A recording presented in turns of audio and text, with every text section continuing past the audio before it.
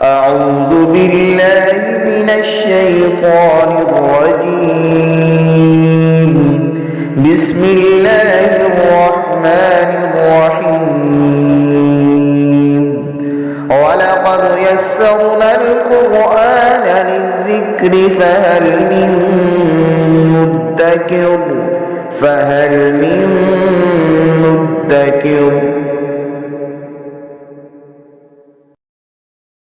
بسم اللہ الرحمن الرحیم۔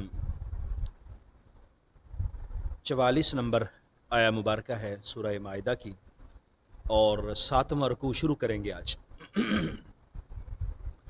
اعوذ باللہ من الشیطان الرجیم، بسم اللہ الرحمن الرحیم۔ انا انزلنا التوراة فیہا ھدی ونور یحکم بها النبیون الذین اسلموا للذین ھادوا والربانیون والاحبار بما استحفظوا من کتاب اللہ وکانوا علیہ شہداء فلا تخشوا الناس واخشونی ولا تشتروا بآیاتی ثمنا قلیلا ومن لم يحكم بما انزل اللہ فاولئک هم الکافرون۔ اللہ تبارک و تعالیٰ کی وحی انسان کی رشد و ہدایت کا بہترین ذریعہ ہوتی ہے، اور تمام معاملات کو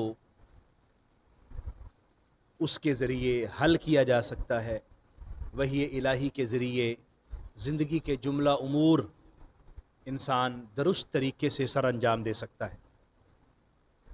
پہلے انبیاء کرام پر اللہ تعالیٰ کی طرف سے وحی نازل ہوتی رہی، اور ان کو یہ حکم ہوا کہ اسی وحی کے مطابق اپنے تمام امور سر انجام دیے جائیں، اپنے فیصلے کیے جائیں، اور امت کو سکھایا جائے کہ اس کے مطابق زندگی گزارنا سیکھیں۔ نبی کریم صلی اللہ علیہ وآلہ وسلم پر قرآن مجید نازل ہوا، اور یہی حکم ہوا کہ اپنی زندگی کے تمام امور کو اس سے سمجھو اور اس کے مطابق حل کرنے کی کوشش کرو۔ اللہ تبارک و تعالیٰ نے یہود کو تورات عطا فرمائی، اور تورات میں یہی حکم دیا گیا، لیکن انہوں نے بہت ساری آیات کو اپنی مرضی کے مطابق ڈھال لیا اور تبدیل کر لیا۔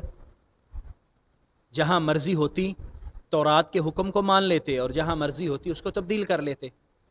اللہ تبارک و تعالیٰ نے ان کا ذکر فرماتے ہوئے ارشاد فرمایا کہ ہم نے تو تورات نازل کی تھی، اس میں ہدایت بھی تھی، اس میں گمراہی سے نکلنے کے لیے تمام سامان بھی موجود تھا، اور ہدایت کے مطابق زندگی گزارنے کے لیے روشنی بھی موجود تھی، لیکن انہوں نے اس روشنی سے استفادہ نہ کیا، فائدہ حاصل نہ کیا، اور گمراہی کی راہ کو ترجیح دی، گمراہ ہوئے، اور نتیجہ کیا نکلا؟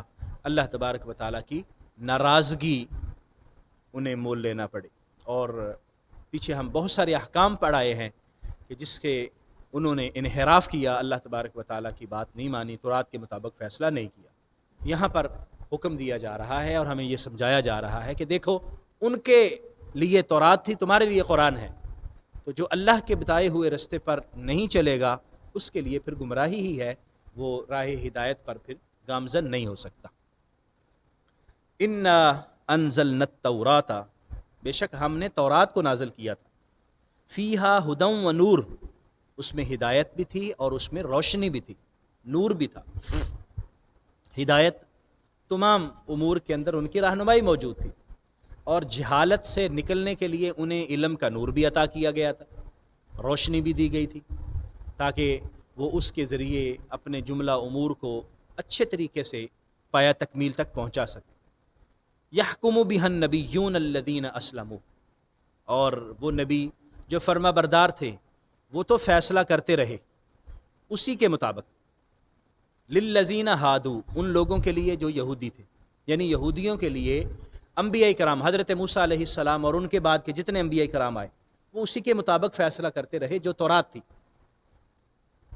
حضرت موسیٰ علیہ السلام پر اللہ تعالیٰ نے تورات نازل فرمائی تھی، اور اس کے بعد بہت سارے ایسے نبی آئے کہ جن کے لیے علیحدہ سے کتاب نہیں دی گئی، ان کے لیے حکم یہی تھا کہ تم نے تورات کے مطابق ہی اپنی امت کی تربیت کرنی ہے اور وہ تورات کے مطابق ہی اپنی امت کو لے کر آگے چلتے رہے۔ والربانیون، اور اللہ والے، ربانی رب والے یعنی اللہ والے وہ بھی، والاحبار، اور جو اہل علم تھے، ان کے فقہا تھے، جو اہل کتاب میں سے، یہود میں سے فقہا اہل علم تھے وہ بھی، بمستحفظوا من کتاب اللہ، کیونکہ ان کو محافظ بنایا گیا تھا اللہ کی کتاب کا، نبیوں کو، اللہ والوں کو، علماء کو، یہ محافظ تھے اللہ کی کتاب کے، اور انہوں نے حفاظت کی۔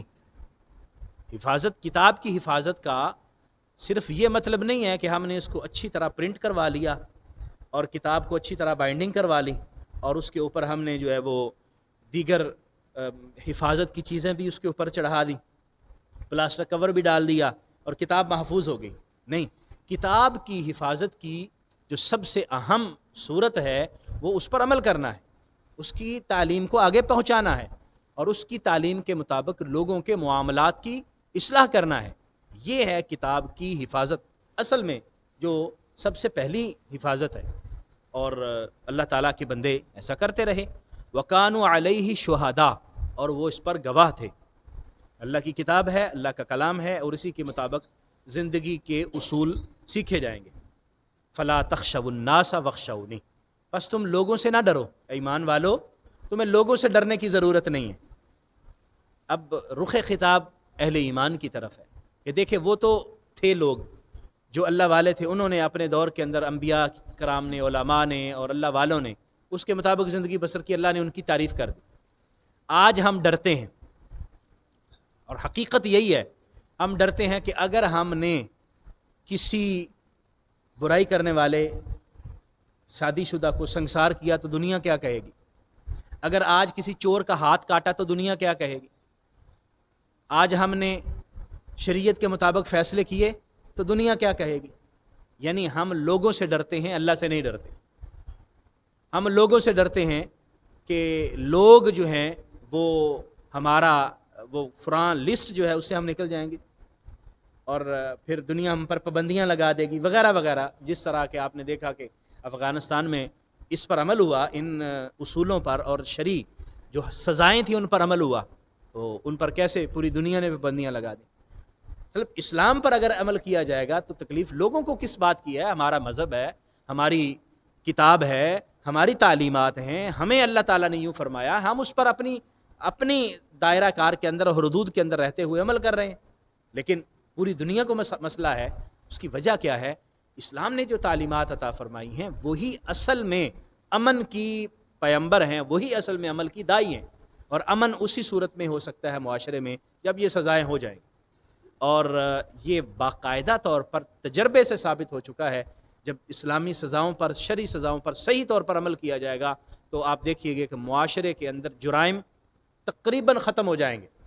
لیکن ہماری صورتحال کیا ہے؟ اللہ نے فرمایا فلا تخشوا الناس، لوگوں سے مت ڈرو، واخشونی، مجھ سے ڈرو، ولا تشتروا بآیاتی ثمنا قلیلا، اور میری آیات کو تھوڑی قیمت کے بدلے میں مت بیچو، تھوڑی قیمت کے بدلے میں آیات کو، اللہ کے احکام کو مت فروخت کرو۔ ومن لم يحكم بما انزل اللہ، اور جس نے اللہ کے نازل کردہ احکام کے مطابق فیصلہ نہ کیا، فاولئک هم الکافرون، تو یہی تو لوگ کافر ہیں، یہی تو لوگ اصل میں انکار کرنے والے ہیں۔ اللہ تبارک و تعالیٰ چاہتا یہ ہے کہ جو تمہیں احکام دیے گئے ہیں ان کے مطابق باہمی امور طے پائیں، فیصلے ان کے مطابق ہوں، عدالتوں میں فیصلے ان کے مطابق ہوں، زندگی کے امور میں فیصلے ان کے مطابق ہوں، اور ان کے مطابق زندگی بسر کی جائے۔ تو اصل میں جب ان کے مطابق فیصلے نہیں کیے جائیں گے اور کہا جائے گا کہ اگر ہاتھ کاٹا تو لوگ ٹنڈے ہو جائیں گے، اگر یہ سزا دی تو معاشرے کے اندر جو ہے وہ مسائل پیدا ہوں گے، ہمیں یورپی یونین سے ہمیں مختلف طرح کی دشواریوں کا سامنا کرنا پڑے گا وغیرہ وغیرہ، تو پھر انکار تو اللہ کی آیات کا یہ ہوا کہ ہم نے اس کے حکم کو نہیں ماننا، ہم نے اس کے فیصلوں کو نافذ نہیں کرنا۔ وَكَتَبْنَا عَلَيْهِمْ، پھر دوبارہ سکھایا گیا، سمجھایا گیا کہ دیکھو تورات کے اندر اللہ تعالیٰ نے یہ لکھ دیا تھا اور ان پر ضروری قرار دے دیا تھا۔ وَكَتَبْنَا عَلَيْهِمْ، اور ہم نے ان پر لکھ دیا تھا، ان کا فرض کر دیا تھا، فیہا، تورات کے اندر، ان النفس بالنفس، جان کے بدلے جان، جو شخص قتل کرے گا قتل کے بدلے میں اسے قتل ہونا پڑے گا۔ والعین بالعین، آنکھ کے بدلے میں آنکھ، جو کسی کی آنکھ نکالے گا اس کو اسی طرح کی سزا دی جائے گی۔ والانف بالانف، ناک کے بدلے ناک۔ والاذن بالاذن، کان کے بدلے میں کان۔ والسن بالسن، دانت کے بدلے میں دانت۔ والجروح قصاص، اور اسی طرح جو زخم ہوں گے ان کا بھی قصاص لیا جائے گا۔ مختلف زخم ہیں، دماغ کے اوپر چوٹ لگائی، اب صرف چوٹ لگی ہے تو اس کا اور حکم ہے، تھوڑا سا کٹ لگ گیا اور آگے گوشت تک پہنچ گیا تو اور حکم ہے، ہڈی کٹ گئی تو اور حکم ہے، دماغ تک پہنچ گیا تو اور حکم ہے۔ یہ ساری سزائیں ہماری کتابوں میں موجود ہیں۔ فمن تصدق به فهو کفارۃ اللہ، اور جس کو معاف کر دیا وہ اس کے لیے کفارہ بن جائے گا۔ جس نے قصاص لینا ہے، اگر کسی نے قتل کیا ہے کسی کو، تو جو مقتول ہے اس کے ورثاء کو حق ہے کہ وہ اس کے قتل کی، جس شخص نے قتل کیا ہے اس کی التجا کریں، اس کا مقدمہ دائر کریں، اور قاتل کو قتل ہی ہونا ہوگا، الا یہ کہ مقتول کے ورثاء معاف کر دیں، اس سے دیت لے لیں، اس کو ویسے معاف کر دیں، یا کچھ بھی مالی معاوضے کے عوض یا کسی اور طرح سے ان کے لیے درگزر کرتے ہیں، وہ اختیار ان کو ہے۔ اسی طرح باقی چیزیں ہیں، آنکھ کے بدلے میں آنکھ ہے، کان کے بدلے میں کان، ناک کے بدلے میں ناک، دانت کے بدلے میں دانت۔ اگر دیکھیے کہ یہ تورات کے اندر بھی یہ حکم تھا، لیکن انہوں نے تبدیل کر لیا، انہوں نے اس کو اپنی مرضی کے مطابق ڈھال لیا، جہاں جو زیادہ بہتر لگتا اس کے مطابق فیصلہ دے لیتے۔ بعد میں جو ان کے علماء ہیں جنہوں نے کتاب میں تبدیلی کر لی، تورات میں انہوں نے اپنی مرضی کی چیزیں شامل کر لی، مرضی کی چیزیں نکال دیں، نتیجہ کیا ہوا؟ اللہ تبارک و تعالیٰ کی ناراضگی ان کے شامل حال ہوئی، اللہ تعالیٰ نے اپنی رحمتیں نعمتیں ان سے واپس لے لیں، اور ان کو قرآن مجید کے اندر ہمیشہ کے لیے بتا دیا گیا کہ یہ وہ لوگ ہیں جو اللہ تعالیٰ کے ناراضگی کا مستحق ہوئے، مغضوب علیہم، یہ اللہ کے غضب کا شکار ہوئے، یہ وہ لوگ ہیں۔ فمن لم يحكم بما انزل اللہ، اور جو اللہ کے نازل کردہ احکام کے مطابق فیصلہ نہ کرے، فاولئک هم الظالمون، یہی تو لوگ ظالم ہیں۔ اصل میں ظلم تو ان کا ہے کہ جو اللہ کے نازل کردہ حکم بیان نہیں کرتے اور اس کے مطابق فیصلے نہیں کرتے، اس کے مطابق اپنی زندگی کے امور کو طے نہیں کرتے۔ ان دو آیات مبارکہ سے ہمیں یہ علم ہوا کہ اللہ تبارک و تعالیٰ کے یہ اٹل فیصلے ہیں، اور اللہ تبارک و تعالیٰ کی یہ مرضی اور چاہت ہے کہ میں نے جو ان کو دستور دیا ہے، میں نے جو اپنے بندوں کو احکام دیے ہیں، ان کے مطابق یہ زندگی گزاریں، ہماری نجی زندگی بھی اس کے مطابق ہو، ہم اپنے گھریلو معاملات بھی جب طے کرنے لگیں تو ہم دیکھیں قرآن و حدیث کے اندر کیا حکم ہے، ہم اپنے خاندانی معاملات کو طے کرنے لگیں تو ہم دیکھیں کہ قرآن و حدیث کا کیا حکم ہے۔ اسی طرح میاں اور بیوی کے باہمی معاملات ہیں، اللہ نہ کرے کہیں طلاق تک نوبت آتی ہے تو قرآن کیا کیا حکم ہے، نکاح و طلاق کے مسائل ہیں، گھریلو زندگی کے تمام مسائل ہیں، خانگی کی زندگی کی ساری کیفیات ہیں، وہ اللہ تبارک و تعالیٰ نے بیان فرمائی ہیں، نبی کریم صلی اللہ علیہ وسلم نے اس کی تشریحات ذکر کی ہیں۔